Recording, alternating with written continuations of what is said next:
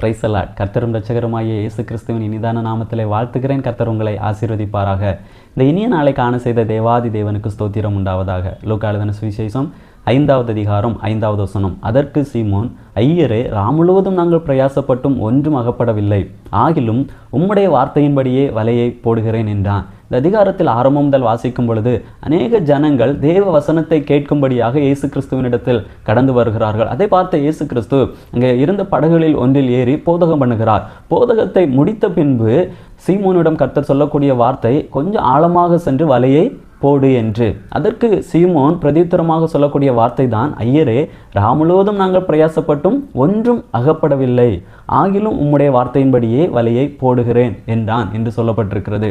இங்கே பேதுரு முழுவதும் பிரயாசப்படுகிறார், ஆனால் பிரயாசப்பட்டு ஒன்றும் அகப்படவில்லை.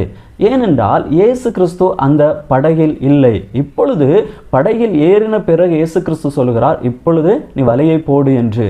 சீமோன் சொல்லக்கூடிய வார்த்தை, உம்முடைய வார்த்தையின்படியே வலையை போடுகிறேன். அப்படி போட்ட பொழுது அங்கே 2 படகுகள் அமிழத்தக்கதாக மீன்கள் அகப்படுகிறது.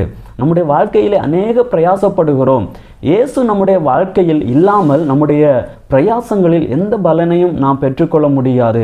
நாம் இயேசு கிறிஸ்து இல்லாமல் அநேக பிரயாசங்களை பட்டிருக்கிறோம். அந்த பிரயாசத்திற்கான பலனை நம்மால் பார்க்க முடிந்ததா என்று பார்க்கும் பொழுது நிச்சயமாக எந்த பலனையுமே நாம் பார்க்க முடியவில்லை. ஆனால் இயேசு கிறிஸ்து நம்முடைய வாழ்க்கையில் இருக்கும் பொழுது அவரிடத்தில் நாம் ஆலோசனைகளை கேட்டு ஆலோசனைகளை பெற்றுக்கொண்டு அதன்படி நாம் பிரயாசப்படும் பொழுது நிச்சயமாக ஒரு பலனை பெற்றுக்கொள்ள முடியும். இங்கே சீமோன் அதை தானே சொல்கிறார், உம்முடைய வார்த்தையின்படியே வலையை போடுகிறேன். அப்படி போட்ட பொழுது அங்கே அந்த பிரயாசத்திற்கான பலன் எல்லாவற்றையும் சேர்த்து அங்கே கொடுக்கிறதை நாம் பார்க்க முடிகிறது. அதே போல நம்முடைய வாழ்க்கையிலே இயேசு கிறிஸ்துவனுடைய ஆலோசனையின்படி நாம் நடக்கும் பொழுது, நாம் பிரயாசப்படும் பொழுது நிச்சயமாக அந்த பிரயாசத்திற்கான பலனை நம்முடைய வாழ்க்கையிலே கர்த்தர் தருவார், நம்மை ஆசீர்வதிப்பார்.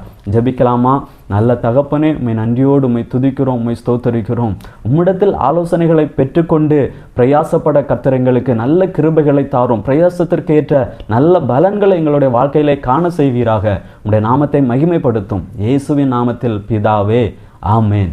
God bless you.